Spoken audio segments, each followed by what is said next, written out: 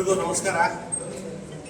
ಇವತ್ತು ನಮ್ಮ ಮುಳಬಾಗಿಲು ತಾಲೂಕಿನಿಂದ ಅಪಾರ ಕನ್ನಡ ಮನಸ್ಸುಗಳು ಹಾಗೂ ಕರ್ನಾಟಕ ರಕ್ಷಣಾ ವೇದಿಕೆ ಕಾರ್ಯಕರ್ತರು ಹಾಗೂ ಹುಸೇನ್ ಅಭಿಮಾನಿ ಬಳಗದವರು ಎಲ್ಲರೂ ಇವತ್ತು ಬಂದು ಸೇರಿರುವ ಉದ್ದೇಶ ಏನು ಅಂತ ಹೇಳಿದ್ರೆ, ಬರುವ ನಾಳೆದ್ದು 25ನೇ ತಾರೀಕು ನಮ್ಮ ಕರ್ನಾಟಕ ರಕ್ಷಣಾ ವೇದಿಕೆ ತಾಲೂಕು ಅಧ್ಯಕ್ಷರಾದಂಥ ಹುಸೇನ್ ಅವ್ರದ್ದು ಹುಟ್ಟುಹಬ್ಬ ಇದೆ.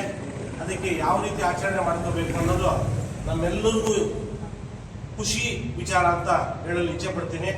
ಅವರು ಸುಮಾರಾಗಿ ಅಂತ ಹೇಳಿದ್ರೆ ನಮ್ಮ ಸಂಘಟನೆಯನ್ನು ಒಂದು 7-8 ವರ್ಷದಿಂದ ಸತತವಾಗಿ ಮೊದಲನೇದಾಗಿ ಕರೋನಾ ಟೈಮಲ್ಲಿ ಪ್ರತಿ ದಿವಸನೂ ಒಂದು 40 ದಿವಸ ಆಹಾರ ವಿತರಣೆ ಮಾಡಿದ್ದಾರೆ. ಅದೇ ರೀತಿ ಬಂದ್ಬಿಟ್ಟು ಪ್ರತಿ ವರ್ಷವೂ ಶಾಲೆಗಳಿಗೆ ಫಸ್ಟ್ ಏಡ್ ಕಿಟ್ಗಳು, ಎರಡನೇದು ಬಂದ್ಬಿಟ್ಟು ಬುಕ್ ಬೈಂಡಿಗಳು, ಮತ್ತೆ ಮುಂದಿನ ವರ್ಷ ಮತ್ತೆ ಬಂದ್ಬಿಟ್ಟು ನೋಟ್ ಪುಸ್ತಕಗಳು. ಅದೇ ರೀತಿ ಈ ಕನ್ನಡ ಶಾಲೆಗಳು ಉಳಿಬೇಕು, ಉಳಿಸ್ಕೋಬೇಕು, ನಾವು ಗಡಿಭಾಗದಲ್ಲಿ ಇದ್ದೀವಿ ಅಂತ ಕನ್ನಡ ಶಾಲೆಗಳನ್ನು ಉಳಿಸ್ಕೋಬೇಕು ಅಂತ ಹೇಳ್ಬಿಟ್ಟು ಈ ನಮ್ಮ ಕನ್ನಡ ಶಾಲೆಗಳಲ್ಲಿ ಬಂದ್ಬಿಟ್ಟು ಈ ಮಕ್ಕಳು ಯಾರು ಸೇರ್ಪಡೆ ಆಗ್ತಾರೋ ಅಂತ ಮಕ್ಕಳು, ಬಡ ಮಕ್ಕಳನ್ನ ಪ್ರತಿಯೊಬ್ಬರನ್ನು ಕನ್ನಡ ಶಾಲೆಗಳು ಬೆಳೆಸಬೇಕು ಅನ್ನೋ ಉದ್ದೇಶಕ್ಕೆ ಅವರಿಗೆ 2,500 ಪ್ರೋತ್ಸಾಹ ಧನ ಕೊಟ್ಟು ಶಾಲೆಗೆ ಉಳಿಲಿ ಅಂತ ಹೇಳ್ಬಿಟ್ಟು ಅದೊಂದು ಕಾರ್ಯಕ್ರಮ ಮಾಡಿದ್ವು. ಅದೇ ರೀತಿ ಅನೇಕ ಕಾರ್ಯಕ್ರಮಗಳು. ಈ ವಿರೂಪಾಕ್ಷ ರಸ್ತೆಯಲ್ಲಿ ಈ ರಸ್ತೆ ಹಾಳ್ಬಿದ್ದಿತ್ತು, ಅದಕ್ಕೆ ಧರಣಿ ಮಾಡಿ ಒಂದು 2-3 ಸಾರಿ ಸುಮಾರಾಗಿ ಅಲ್ಲೇ ಧರಣಿ ಮಾಡಿಕೊಂಡು ರಸ್ತೆ ಮಾಡಿರೋದಕ್ಕೆ ಇವತ್ತು ಹೋಗಿದ ತಕ್ಷಣ ನಮ್ಮ ಹುಸೇನ್ ತಿಳ್ಕೊಳ್ತಾರೆ. ಅದೇ ರೀತಿಯಾಗಿ ನಮ್ಮ ಟೌನಲ್ಲಿ ಆಗಿರ್ಬೋದು, ಹಳ್ಳಿಗಳಲ್ಲಾಗಿರ್ಬೋದು, ಐಮ್ಯಾಕ್ಸ್ ಲೈಟ್ಗಳು ಇದೇ ರಸ್ತೆಯಲ್ಲಿ ಸುಮಾರು ಒಂದು 2-3 ಸಾರಿ ನಾವು